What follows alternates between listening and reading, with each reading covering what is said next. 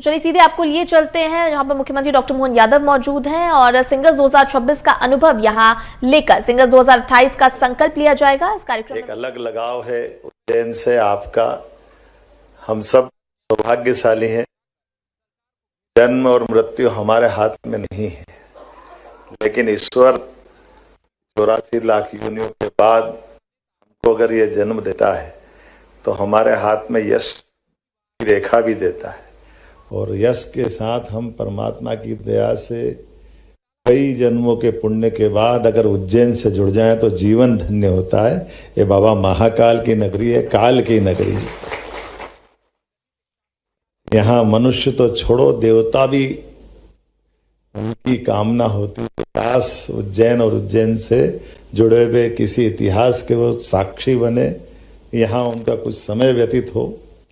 हम सब सौभाग्यशाली हैं इस सभागार में मौजूद वर्तमान के और पूर्ववर्ती काल के सभी स्वनाम धन्य अलग अलग पदों पे रहकर। ये तो मैं मान के चलता हूं कि जैसा मैंने प्रारंभ में कहा कि हमारा भाग्य होगा कि हमें यहाँ से संबंध आया, लेकिन इसमें हमारे पास परमात्मा की दया से हमारे हाथ में यहाँ आने के लिए ईश्वर का केवल वरदान होगा, उसमें हमारी भूमिका अपनी नगण्य है। लेकिन आने के बाद यहाँ किए जाने वाले कार्य के प्रति यश दिलाने में परमात्मा आपका अपना योगदान भी जोड़ता है। और ऐसे समय में जब बदलते दौर में यशस्वी प्रधानमंत्री के नेतृत्व में वो दिन गए जब हम सिंहस्थ के लिए बड़े आयोजन के लिए बात करते थे, अब तो 12 मास बसंत है। हम तो यही सोचते हैं कि क्या वर्तमान का समय आया है जिसमें हम अपने धार्मिक पर्यटन तीर्थाटन को भी उस रूप में देखते हैं जिसके कारण से ये नगरियां अपने आप सबको लालायित करती है, अपने आप बुलाती। और ऐसे में अब जब हम कोई भी काम कर रहे हैं तो उस काम का दूरगामी दृष्टि से लंबे समय तक असर होने वाला एक अपेक्षा भी है और शासन की मंशा भी है। और उसी सिलसिले में विस्तृत रूप से तैयारी करने के लिए मैं ये सोचता भी हूँ कि ये बाबा महाकाल की कृपा है कि मैं यहाँ का बासिंदा हूँ, ये भगवान की कृपा है। कहाँ किसके हाथ में होता है कि वो अपने स्थान से निकल करके सर्वोच्च सरकार के इस पद तक पहुँचे, लेकिन ये बाबा को कराना था और आप सबके भी इसमें यश दिलाने के लिए बाबा का आशीर्वाद जुड़ रहा है। तो ये हमारा भी अमृत कुंभ चल रहा है एक तरह से सबके साथ। इसलिए इस नाते से जब इसकी तैयारी, इसकी व्यवस्थाओं, इससे बात हो रही तो कई प्रकार से इसको जोड़ा गया है। कई तरह से इसका ये जो हम किए जाने वाले प्रयास है उन प्रयास के बारे में विस्तृत विचार भी हुआ है। दोनों तरह से विचार हो रहा है। ये कई अर्थ में हमारे लिए वो भी हो रहा है जिसके कारण से हर सिंहस्थ में कुछ चुनौतियों से हम निपटते थे। मुझे ध्यान में आता है यहाँ 80 के सिंहस्थ वाले तो कोई नहीं होंगे, है क्या? कोई हाथ खड़ा करे। 80 वाले 80 के सिंहस्थ में आप भी थे दुबे जी, आप भी थे। 80 के सिंहस्थ में स्काउट गाइड की अंदर के एक स्वयंसेवक की भूमिका में उस समय सेवा कर रहा था। जब अपने राम लक्ष्मण मंदिर के यहाँ light and sound show, Ramayana का शो होता था या बाकी पंचक्रोशी से लेके सारे कामों में करता था। बाणों के सिंहस्थ में कौन कौन थे? उनको नहीं बुलाया नगर निगम के उस समय मेला अधिकारी थे, इंदौर में रहते हैं। हाँ, रामेश्वर गुप्ता जी, वो छूट गए शायद। मेरे को ध्यान में आता उनको उस समय का किस्सा कि मैं सिंहस्थ समिति में था, मैं राष्ट्रीय मंत्री था विद्यार्थी परिषद का, और ये बात सही थी कि आयु तो हमारी कमी थी। अब ये अलग बात है कि दायित्व के कारण से सिंहस्थ की समिति से फिर केंद्रीय समिति तक अंदर आए, और मेरे नाम राशि भी 5-7 और थे यहाँ। ऐसे में वो विष्णु यादव जी के बड़े भाई का नाम भी मेरे नाम पे था। मुझे ध्यान में गोपाल मंदिर के नगर निगम की सिंहस्थ समिति की बैठक में मैं अंदर जा रहा तो एक चपरासी थोड़ी बड़े उम्र के दादा थे, उन्होंने हाथ लगा, तुम कहाँ जा रहे हो? अंदर जा रहा हूँ। ये लगती कि मेरी बाकी गतिविधियों को लेकर समाचार पत्रों में तो खूब आता था, लेकिन वो टीवी का जमाना नहीं था, समाचार पत्रों का जमाना था। तो समाचार पत्रों से नाम पढ़ते थे पर वो कौन क्या है ज्यादा इसके बारे में। ऐसे उनने हाथ लगाया, उन्होंने कहा क्यों जा रहा हो, कहाँ जा रहा हो? उनके मैं बैठक में जा रहा हूँ। आपका नाम क्या है? मैंने मेरा नाम बताया। मैंने कहा तुम कहाँ से हो गए यार, वो तुम्हारे बराबर तो बच्चे उनके, मैं उनको जानता हूँ, तुम नहीं हो सकते, तुम जाओ यहाँ से। मैंने कहा मैं ही मोहन यादव, मेरे को ही जाना। लेकिन ये उस दौर से मैंने इसलिए जोड़ा कि सिंहस्थ समिति जब भी बनती थी, उस सिंहस्थ समिति में समाज के सब वर्गों के साथ जोड़ते हुए, उनके विचारों के साझा करते हुए, उस समय की चुनौतियों में, उस समय की संख्या में, उस दौर में बाबूलाल जी जैन चुनाव के इसके हमारे प्रभारी मंत्री भी थे, शीतला सहाय जी केंद्रीय समिति के अध्यक्ष थे। 2004 के समय से उमा भारती जी के शासनकाल में, उसमें कौन कौन अधिकारी थे, उसमें भी बहुत होंगे, उसमें तो नीरज आप अच्छापन थे ही सही तो ये वो बात भी सही है। लेकिन अब आप देखोगे जिसने 4 और 16 को देखा, 16 वालों की तो मैं बात नहीं करूंगा क्योंकि अभी तो बिल्कुल ऐसा लगता कल की बात है। तो ये कुल मिलाकर के जो प्रयोजन इस बैठक का भी है, आयोजन का भी है, एक महत्व की बात मैं इस पे जरूर काम करूंगा कि हमने अपनी सिंहस्थ समितियों का, अभी नीचे की समितियों का, केंद्रीय समिति का गठन बाकी रखा है। वो बाकी इसलिए रखा है कि अभी तक हमारे यहाँ पर यहाँ से जुड़े हुए जनप्रतिनिधियों को ही जोड़ते थे, लेकिन अनुभव जन्य जो लोग इसमें काम करने जाए वो भले ही अपने सेवानिवृत्तों को, उनको भी स्थान देने के लिए हमने गुंजाइश ली है ताकि आपके अनुभव का लाभ मिले। ये इसमें महत्वपूर्ण आपके सुझाव भी सब रहेंगे क्योंकि ये सिंहस्थ हमारा आपका सबका है। और उसी नाते से अगर मैं अब 2016 से अभी तुरंत तुलना कर लूं या 2004 से तुलना कर लूं तो 2004 तक यहाँ रुकने के लिए आमतौर पर 2 होटल बनती थी। उसके बाद में मालूम पड़ा सिंहस्थ बाद एक बंद हो जाती, एक आध चली तो चली, नहीं तो टूट जाती थी क्योंकि आमतौर पे कोई आवागमन इतना था ही नहीं। इसीलिए एक चुनौती रुकने रुकाने के लिए भी व्यवस्थाओं की। लेकिन अब आप देखो उज्जैन का कितना समय बदल गया है। 2022 के बाद ये बड़ा पैमाने पे एक सहायता मिलेगी जब हम बाकी मेहमानों को रोकने के लिए भी इसका भी प्रबंधन देखेंगे तो बड़े पैमाने पे इसका लाभ मिलेगा। स्नान के लिए तो बता ही दिए घाट कितने, और 2016 हो या 4 हो, हमको बाहर से आने वाले मार्ग कम पड़ रहे थे। वहां से जो रोड की जो चौड़ाई थी, बड़े पैमाने पे दबाव बनता था, वो सारे दबाव इस बार भगवान की दया से अपने पास खत्म करने का प्रयास किया। कोई रोड ऐसा नहीं बच रहा है जिसको 4 लेन नहीं किया है, कोई रोड ऐसा नहीं जिसको चौड़ा नहीं किया। एक प्रयोग 2016 में किया था, उसका लाभ भी मिलेगा। हम सब ध्यान रखेंगे कि शमशान घाट के पहले, बल्कि बड़े पुल के उधर ही जब भी स्नान का मौका आता तो उधर ही करते थे। इधर पानी नहीं रहता, जो पानी होता तो स्नान नहीं कर पाते। अब की बार ये बदलाव आएगा। पिछली बार 2016 में वाल्मीकि घाट पे स्नान कराया था, बड़ी चुनौतियों के बीच, कैसे भी किया था वह भगवान जाने, लेकिन जो भी हुआ अच्छे से हुआ। हमारा वो एक स्नान का बड़ा चुनौती वाला, माननीय गृह मंत्री जी आए थे, अपने सारे दोनों तरह के अखाड़ों के सेव हो, वैष्णव हो, सब लोगों ने मिलकर स्नान किया था। लेकिन ये जो अब अपनी सेवरखेड़ी सिलारखेड़ी जलाशय परियोजना, ये हमारी वो पूर्ति कर देगी सिद्धनाथ से आगे काल भैरव तक, काल भैरव से लगा के कालेदा पैलेस तक, पूरे पानी का, जल का उधर भी और इधर अपन त्रिवेणी के आगे तक ये जो जल की उपलब्धता रहेगी। ये स्नान की बहुत बड़ी चुनौती का अपने आप में एक इसमें ये चुनौती से निपटने का रास्ता ढूंढा है। उसी प्रकार से अंदर के मार्ग भी, अंदर की सीवर लाइन की कठिनाई भी 2004 की भी मालूम है, जो हम सब राजोरा जी और सब थे, वो बहुत तरह की चुनौतियां थी।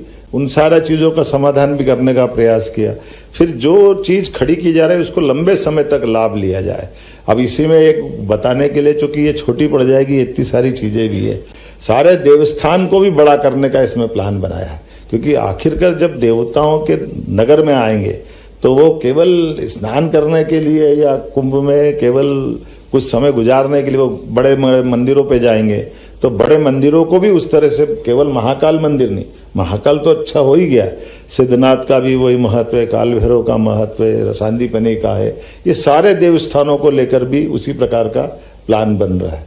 ऐसे कई सारी चीजों को जोड़ करके आप लोग विस्तार से बात करोगे तो वो जोड़ने का प्रयास करो। आज भी और आज के बाद भी या सिमस्त के बाद भी लंबे समय तक, और खासकर नदी के लिए तो मैं ये मान के चलता हूं कि ये हमारे लिए चुनौती भी थी, लेकिन इससे बड़ी महत्व की बात ये थी कि जैसे गंगा जी की बात करें या और किसी नदी की बात करें तो वो आमतौर से चट्टानों के बीच बहते बहते उसकी धारा निश्चित होती। ये हमारी मिट्टी की धारा होने के कारण नदी कभी दाएं कभी बाएं, इसकी मिट्टी जिधर कट जाती उधर नदी की धारा बन जाती। इसके लिए अगर अपन देखो ध्यान से तो ये लाल पुल के यहाँ दिखाई देता है, जब ये ब्रॉडगेज लाइन का पुल बना था उसके पहले मीटर गेज का बना। सिंधिया जी के द्वारा आगर तक की लाइन डली थी इंदौर महू से होकर के। उसकी लाइन में सबसे लास्ट जो अभी दिखता है उसके सबसे पहले गाले से हमारी छिपरा जी बहती थी। वो खसकते खसकते 1, 2, 3, 4 आखिरी गाले तक चली गई। वो तो आखिरी गाले के बाद हमारी मिट्टी के बजाय पक्की दीवार आ गई तो नदी रुक गई। अदरवाइज ये नदी की ऐसी ऐसी ऐसी धारा चलती रहती। अब एक पक्का ये हो गया कि कम से कम यहाँ से लेके पूरे इधर कालेदे पहले से लगा करके सिद्धनाथ त्रिवेणी के आगे तक दोनों तरफ घाट पक्के हो जाएंगे। पक्के घाट में अपनी नदी की धारा भी रहेगी। और बाद के समय में कभी स्नान का मौका मिलेगा, जब कभी आयोजन आते, इतने सारे आयोजन आते रहते, या बाद में भी, तो लोगों के लिए बड़ा अच्छा प्रबंधन रहेगा। इसी प्रकार से हमारे आमतौर पर मेले ठेले में जहाँ एसपी कलेक्टर रहे होंगे, जब भी कोई शनिवारी अमावस्या आए, सोमवती अमावस्या आए, सारी धर्मशालाओं पे कब्जे अपने करना पड़ते कि पुलिस को ठहराव कहाँ। तो जिनके लिए धर्मशाला बनी उनको मिलती नहीं थी। तो अब की बार ये प्रबंधन कर दिया कि सारा इंतजाम सरकारी व्यवस्थाओं का, अपने अधिकारी कर्मचारियों का हमारे पास होना चाहिए, क्योंकि ये प्रबंधन में हम जनता के हित को थोड़ा सा चुनौती देते हैं। जनता के हित के ऊपर एक तरह से वो अच्छा नहीं रहता, इसलिए उससे बचाने का काम भी कर रहे हैं कि इससे बचना चाहिए। अब इसमें समान रूप से कुछ और बहुत सारी बातें सोची गई है, जिसपे आज हम टूरिज्म को प्रमोट कर रहे हैं। तो टूरिज्म में बहुत सारे प्रकार से हम अनुदान दे रहे हैं। तो अब केवल यहाँ नहीं, यहाँ से लेके 100 किलोमीटर दूर तक या 200 किलोमीटर मंदसौर तक के भी आवागमन के मार्ग पे भी हमारी ऐसी प्राइवेट स्तर पे भी रचनाएं खड़ी हो जाए, जहाँ आपके अनुभव से बड़ी भीड़ होती थी या कुछ कारण से, तो जो अपने जन सुविधाएं हैं, कुछ स्टे करने के लिए कहीं ढाबे, क्योंकि ये जब जाम वाम होता तो चुनौती में ये बड़े काम आते हैं। हर एक रोड पे अब यहाँ से लेके भोपाल तक, अब 200 किलोमीटर दूर तक का, क्योंकि ये बात सही है कि आबादी के इस घनत्व में और बाकी अनुभव से भी ध्यान में आता है कि प्रयागराज में भले ही कुंभ हो, लेकिन प्रयागराज का कुंभ हमको रीवा सतना तक मान के चलना चाहिए। ये बीता जो कुंभ आया तो हमारे सारे रोड जाम हुए थे। तो ये चुनौती हमको रहेगी कि हमारे आसपास के राज्यों से भी कुछ बात करना पड़ेगी कि वो अपने यहाँ पे भी प्रबंधन करें।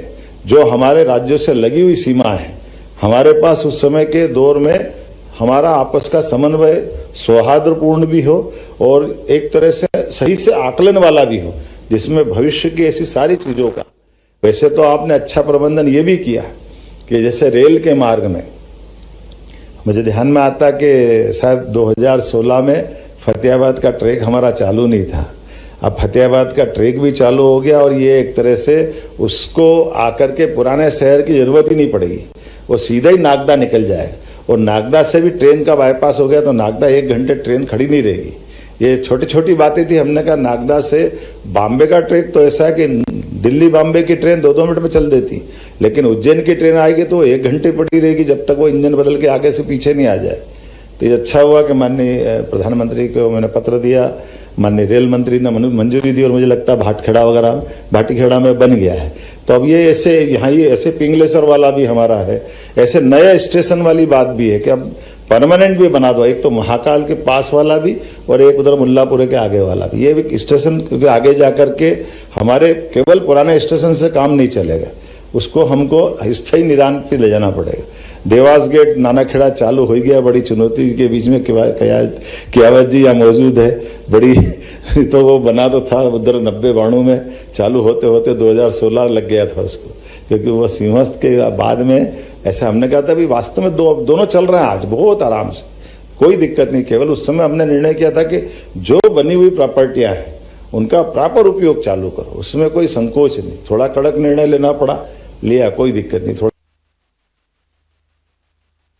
तो मैं उम्मीद करता हूं कि आप सबके बैठने का, मिलने का, और जैसे मैंने फिर कहा कि भगवान महाकाल की इच्छा है, गोपाल कृष्ण की इच्छा है कि आपको पुनः इस बड़े पवित्र कार्य के यज्ञ में अपनी आहुति देने के लिए आपके समय के साथ आपके सुझावों को लेकर के भगवान ही मौका दे रहा है। मैं अपनी ओर से कामना करता हूँ हम सब मिलकर के निश्चित रूप से 2028 का सिंहस्थ बहुत अच्छा करेंगे। इसी भावना के साथ इस पूरे आयोजन के लिए मेरी शुभकामना।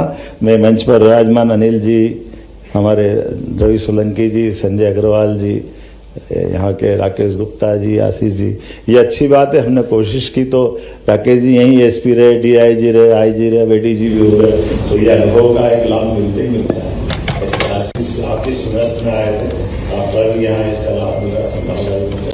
तो ये आप दूसरी एक महत्व की बात, आप ऐसे और दक्षता लोगों की अगर आप सूचित होंगे जिनको भविष्य के आने वाले 2 सिमस्त आगे तक काम करना और आयु कम है, उनको भी ये सिखा देना चाहिए। यही समय हमारे पास उसको जोड़ने का, क्योंकि ये पार्ट ऐसा है कि ये हम एक दूसरे को ये तो पैटर्न देने वाली रिले रेस जोड़ते जाना, सारी व्यवस्थाओं के लिए ये बात सही है कि जैसे